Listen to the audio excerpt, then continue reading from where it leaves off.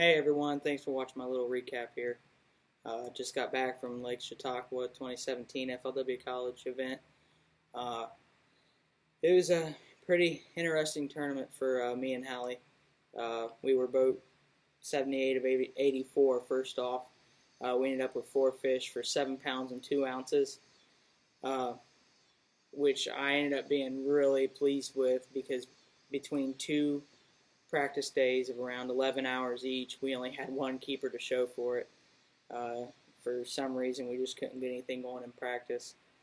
We ended up in 40th place when everything was all said and done, but we each lost a fish during the tournament day that would have been upwards of 3 pounds. So combine that with the weight, and we probably would have had a chance to make the national championship. We caught most of our fish on docks, and we even threw in some grass lines. Caught them on the docks with a half-ounce jig with black and purple, made by Lovebug Lures. It's a little company up in New York. I found him a couple years ago. The owner he's a veteran. He's a paratrooper, and he lives in New York. His jigs are great for docks and grass, which is the reason why I always have one tied on when I go up north. I don't know what it is about the head or just the design of the body. It just seems to never get hung on any kind of dock, the crossbars, or it always seems to come through grass really well without bringing up some grass. So top-notch jig. Check him out on Facebook, Lovebug Lures. Great guys.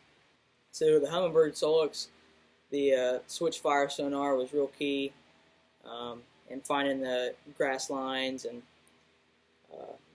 once we found the grass lines, we threw tubes on a quarter ounce and 3/8 ounce head, and so that's how we pretty much caught them. The biggest thing that happened to us during the tournament was we had a little accident first thing in the morning. The way the lake sets up, you got a north and south end, and right in the middle is an idle zone. It's real narrow, a lot of residential docks, and a couple businesses, restaurants that have docks. So there's an idle zone in the middle. So we took off south, and we started to hit through the idle zone. We were idling with a bunch of other boats. I don't know, 5, 6, 7 boats, all idling to head south. And all of a sudden, we were pretty much through the idle zone, and we ended up running into something. Normally, when you run into something, you want to put the motor in neutral, turn it off, turn it back on. It kind of just helps the engine function normally. I went to put it in neutral once I started hitting something, and it acted like it was like a sandbar, just the way it felt when I hit whatever it was. It felt like a sandbar, but I looked at my Humminbird, and it said 10 point whatever feet, so I knew it wasn't a sandbar. And then I tried to put the engine in neutral, and it started giving me a lot of feedback, and it was not going into neutral. So I knew something was really wrong, so I stopped the engine right there in gear, raised the motor out of the water, and something was wrapped around the prop, and it ended up being a Simms rain jacket, a $300 Simms rain jacket. This is what was wrapped around the prop. So ended up taking it for a trophy. So I thought it was just maybe jammed around the prop or something that caused it to really foul up. So I put the trolling motor down, trolled over to the bank where it was shallow, put the power poles down so I knew we wouldn't move. And the front depth finder was saying something like 2.8, 2.9 feet. So I thought, well, that's shallow enough to kind of hop in the water and mess around with it, see if I can kind of unwrap it. Well, the first thing I did is I hopped over the side of the boat and fell into, I don't know, it was at least 6 feet of water because I went completely up under and didn't touch bottom. So whatever the front depth finder was reading, it was obviously not right in the back, because I went clear down, clear under the water. So, which I was not expecting, because I had my nice sunglasses on. So I came immediately back up and put my sunglasses on the boat because I didn't want to move them, and started working on the prop, trying to unwrap that jacket, and it was not coming off. So luckily, we were close enough to the ramp, and so we beached the boat. We were able to get the motor out of the water, and we started working on it, and started taking scissors, pocket knives, everything, cutting the jacket out of the prop because we had to get it off.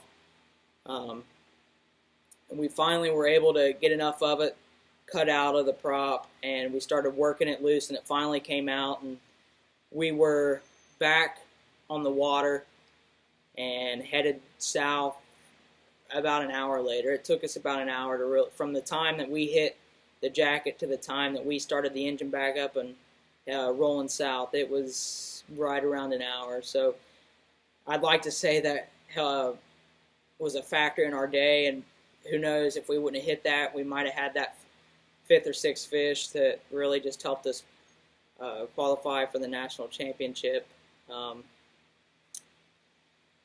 But when we were beaching the boat, it was right next to the ramp, and there was a couple local guys practicing for a big tournament the next day. They felt so bad for us, and they kept saying how bad it sucked and everything like that. And they were even more shocked when they asked what was on the prop, and I said a rain jacket. And they said, "Oh man, that sucks. What kind is it?" And I said a Sims, and you could just see their face drop. And here we are, cutting this jacket off the prop and just tearing it to shreds, and it's a $300 and some rain jacket. It was actually pretty fun, because that's the rain jacket that I have. I have a Sims rain jacket, and I love it, honestly. Running into that jacket, though, really does say something about Sims apparel. They are really, really good rain jackets.